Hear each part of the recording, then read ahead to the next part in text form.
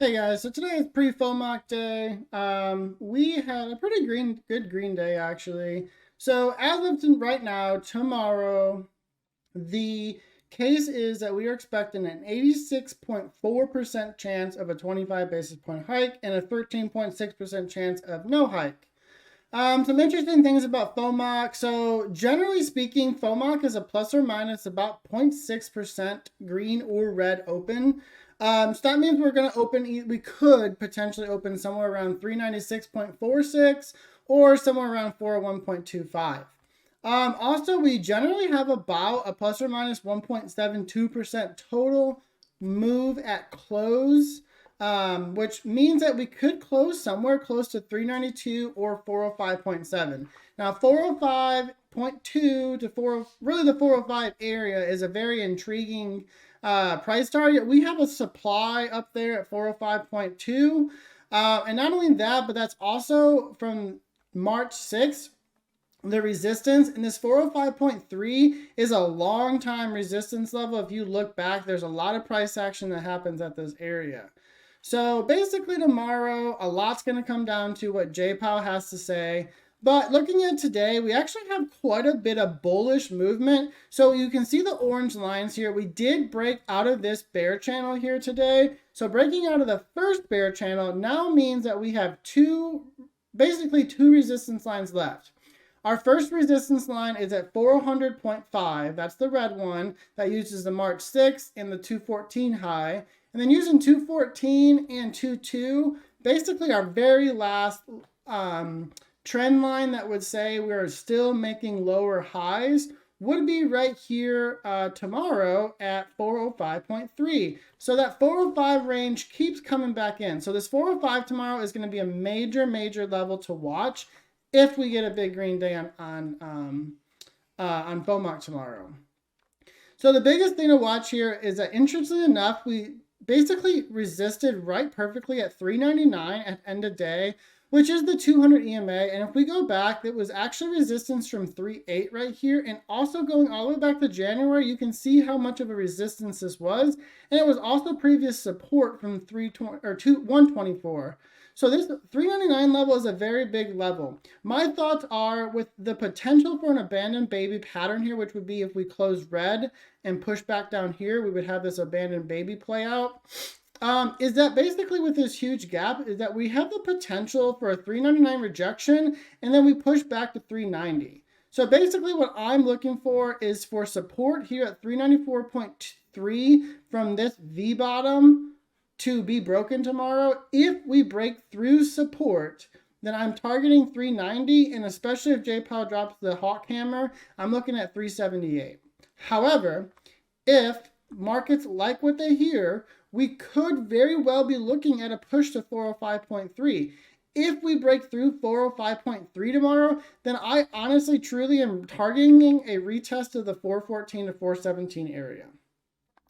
Taking a look at futures here, so same thing, we have our massive breakout triangle here. We did break this red resistance line here, so that opens up our upside and pretty much leaves us right now with having upside resistance for tomorrow right here at 41.13. That basically means if we break through 41.13 tomorrow, that we have no longer made lower highs. If we are no longer making lower highs, then my target would remain the 4150 to 4200 area. However, we are coming into this key 4055 supply, which is resistance area. And we also have a really big demand, which was now going to be resistance at 4095. If we hold under 40.95 at close, there is a really big, good, or really strong indication that we could come back down to 39.20. That would be my big target. You can see we have this 2-day, almost 3% plus rally that we had here. Is about 146 total points on futures. We have officially broke through that support line, as I would expect, because we would have had a huge green open on futures.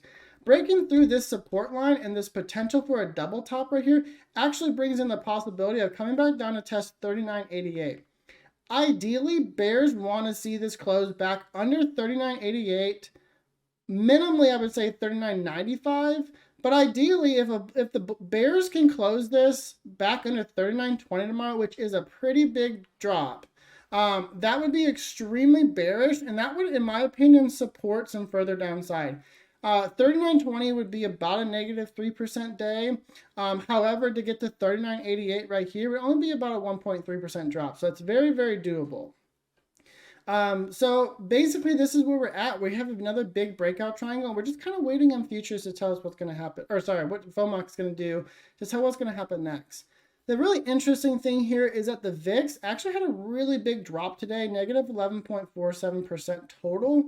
What also is interesting is if you look back at the last year of the pre-FOMC day VIX trends, 6 out of the last 9 VIX days have had a huge drop on futures. And only 3 of the last 9 FOMC days have been a green VIX. So it's kind of interesting to watch that trend. So biggest thing I'm looking here on the dollar. So again, there's a debate if you can TA the dollar, just like if you can TA the VIX. But if we're looking here with this big drop, which is bullish for SPY, we are now seeing a potential reversal doji morning doji star pattern right here, which should push the dollar back up. And if you look at SPY here with this potential abandoned baby right here, that is a reversal to the downside. Those patterns complement each other, which is also interesting because yesterday I mentioned we had lost this breakout triangle support, which should have been bullish for SPY, and we had a pretty good green day today. Another interesting thing to watch here is we have a really nice V bottom on the 10-year yield. After this huge 3.29% bounce yesterday, we are now looking at a potential rally, which move up, increase on the rate of the 10-year. If the rates go up on the 10-year, that also supports downside on SPY. So we have almost 3 different things supporting that there's more downside to come on SPY. Now, can we believe the TA on the 10-year and the dollar? Potentially, but it's just a trend that I'm watching. And as I'm learning to watch the 10-year and the dollar more, I'm trying to see if we can find a pattern or find a hint at what might come before it happens. So I'm definitely watching to see what happens tomorrow. Now, obviously, FOMC can change everything because, you know, the 10-year and the dollar generally moves quite a bit on FOMC. So it'll be really, really interesting to see where we end up tomorrow and kind of how things shake up. My thoughts remain 25 basis point hike. And I think we're going to see a pretty bearish, hawkish dot plot. I think that even with the bank crisis, I think it's going to show that Jay Powell still wants to hike longer and more than was expected. Even going into this FOMC prior to the bank run last week, I still expected 25 basis point hike, and I still expected a bearish dot plot that the market was not pricing in. This point right now, the market has about 100% or 100 basis points of cuts by end of year. And I really don't think that's realistic right now. And if we get a dot plot that does not reflect that, the markets are going to have a really negative reaction to that. So tomorrow is going to be very, very interesting to watch. I do not plan to play FOMC. I just plan to kind of watch it and enjoy it and see what happens and then see where we end up on the other side. So I will see you guys tomorrow.